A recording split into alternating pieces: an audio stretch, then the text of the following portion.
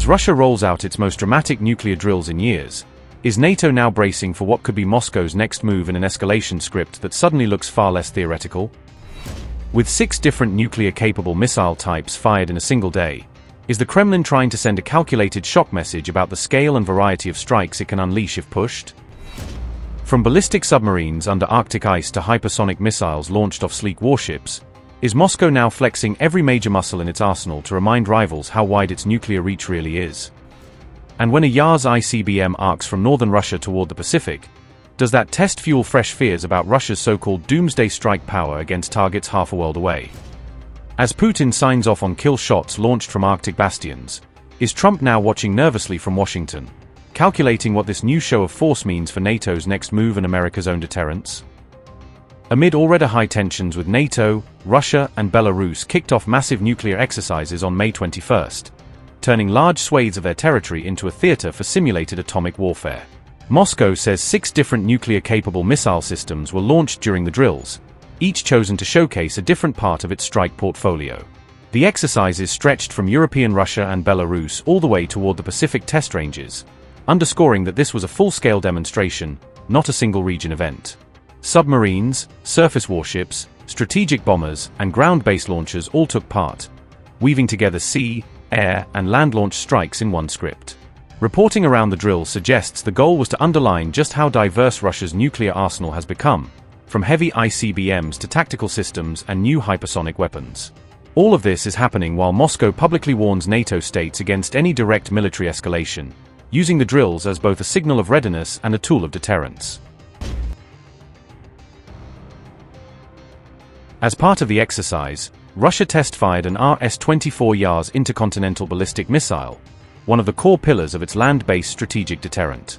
The Yars launch originated from the Plesetsk site in northern Russia and flew toward the remote Kamchatka test range, rehearsing a full-length strategic shot across the country. Russia's RS-24 Yars is widely viewed as its primary land-based nuclear deterrent missile, designed to ensure a survivable second strike capability. It is capable of carrying multiple nuclear warheads on a single booster, allowing one launch to threaten several targets at once. Current assessments say Yars missiles equip around 8 Russian missile divisions, forming the backbone of several strategic rocket regiments. In total, roughly 150 Yars missiles are believed to be active in service, split between different bases and deployment modes. The system can be launched from both road mobile transporter erector launchers and hardened silo emplacements, complicating enemy targeting. Yars formally entered Russian service in 2010, replacing older Soviet-era designs with a more flexible, MIRV-capable platform. It is often described as a lighter counterpart to the newer RS-28 Sarmat heavy ICBM, intended to complement, not duplicate, that system's role. With intercontinental range and a strategic strike mission, Yars sits at the heart of Russia's ability to hit distant adversaries if deterrence fails. During the same exercise window, Russia also fired an R-29RM U-2 Sineva ballistic missile from a Delta IV class submarine, adding its sea-based leg to the show of force. Russian claims say Sineva can hit targets across much of the continental United States while the submarine stays inside Arctic bastion waters, highlighting how little the boat has to move to be in range. The R-29RM U-2 Sineva is a submarine-launched ballistic missile built to keep Russia's aging Delta IV SSBN fleet relevant in the nuclear role. It is smaller and of an earlier generation than the RSM-56 Balava carried by newer Bora-class submarines, but remains a key part of the older boat's punch. Sineva is typically credited with carrying around 4 nuclear warheads and having intercontinental reach, allowing a single submarine to hold multiple cities at risk. Its range enables Delta IV submarines to strike both US and European targets from relatively secure Arctic bastion zones rather than risky forward patrols. The system was designed to extend the combat value of the Delta IV class into the mid-2030s, bridging the gap until full replacement by newer platforms. On the tactical side, Belarusian units fired Iskander-M short-range ballistic missiles at the Kapustin Yar range, rehearsing battlefield-level nuclear delivery inside a theater zone. Under the defense-sharing arrangements with Moscow, the Iskander-M is effectively Belarus' primary nuclear delivery option, with crews trained to operate the system under joint plans. Iskander-M is a mobile, short-range tactical ballistic missile system designed to move quickly, fire, and then reposition before enemy forces can respond. It is operated by both Russian and Belarusian missile brigades, making it a shared tool in their regional deterrence posture. The missile's strike range is generally estimated at up to around 500 kilometers, ideal for theater-level targets. It can be fitted with either conventional or nuclear payloads, giving commanders flexibility from battlefield strikes to limited nuclear use. Iskander-M is designed for high-precision attacks on critical military infrastructure like airfields, command posts, and logistics hubs. Its maneuverable re-entry vehicle and evasive terminal profile are meant to complicate interception by modern air and missile defenses. Each missile is launched from a road mobile transporter erector launcher, allowing rapid deployment across dispersed sites. The system has been used frequently during Russia's operations in Ukraine, providing real-world combat data on its performance. Russia also added an air-delivered element, testing the Kh-47M2 Kinzhal air-launched ballistic missile from a MiG-31K interceptor. Kinzhal is an air-launched hypersonic ballistic missile system built to give Russian aircraft a standoff strike capability at extremely high speeds. It is carried mainly by modified MiG-31K interceptor aircraft, with some reports also mentioning two 22 cubic meters bombers as potential carriers.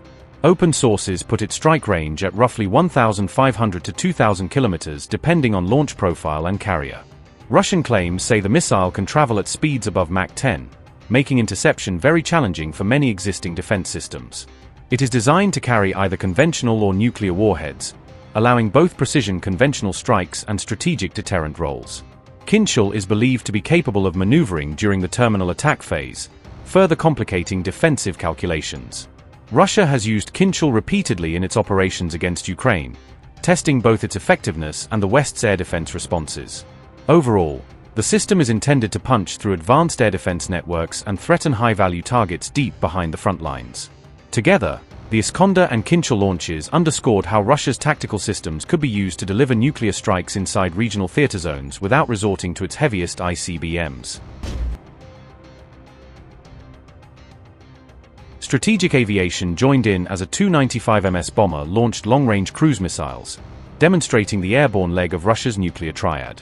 The missiles were widely assumed to be Kh-101 or Kh-102 types, stealth-enhanced, long-range weapons tailored for deep strikes. The Kh-101 and Kh-102 are long-range, air-launched strategic cruise missiles built to give Russian bombers global reach against high-value targets. They are primarily launched from Tu-95MS strategic bombers, and in some cases from Tu-160 aircraft. The Kh-101 variant carries a conventional warhead and is used for deep precision strikes on critical infrastructure.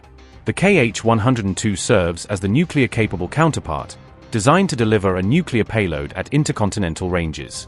Their operational range is often estimated near 5,000 kilometers, allowing launches far from enemy air defense zones. The missiles incorporate radar-evading features and terrain-following flight profiles to reduce detection and interception chances. They have been used extensively in Russia's long-range strike campaigns, including during operations in Ukraine. As part of the airborne leg of the triad, they are a key component of Russia's nuclear and conventional deterrent posture. At sea, Russia added a naval hypersonic layer by firing a 3M-22 Zircon missile from the frigate Admiral Gorshkov. Reports emphasize that Zircon is built to hit both high-value ships and land targets, giving surface combatants a powerful dual-role strike option. Moscow claims Zircon can reach about Mach 9, arguing that such speeds make it extremely difficult for current air and missile defense systems to track and intercept. The 3M-22 Zircon is a hypersonic cruise missile launched from surface warships and, in future, submarines. It is reported to travel at speeds reaching roughly Mach 9, drastically reducing reaction time for defenders. Its range is estimated at more than 1,000 kilometers, allowing Russian ships to threaten targets well beyond the horizon. Zircon can carry either conventional or, potentially, nuclear warheads, giving it both tactical and strategic applications. It is designed for high-speed anti-ship missions and precision land attack roles, targeting carrier groups and coastal infrastructure. Russian statements say Zircon has already been tested against ground targets in the Ukraine conflict, showcasing its versatility.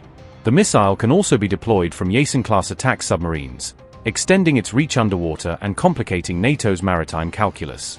Its relatively compact size lets frigates and other surface combatants carry multiple rounds, enabling mass salvos from a single ship. Taken together, the 6 missile launches showcased every leg of Russia's nuclear delivery triad, from land-based ICBMs to submarine and shipborne weapons and air-launch systems.